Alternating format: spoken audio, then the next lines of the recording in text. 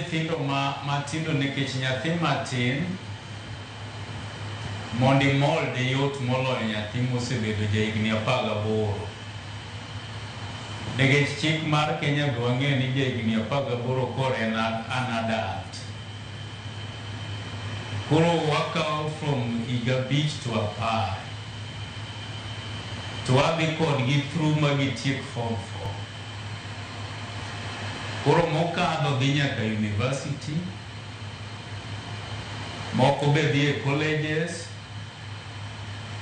moko yudo grade mar college to watere vocational training center marwa. Erokamano ahinya. Seche ma nyithindo dongo nitie nyithindo moko manyalo bedo rori e kind jowetegi.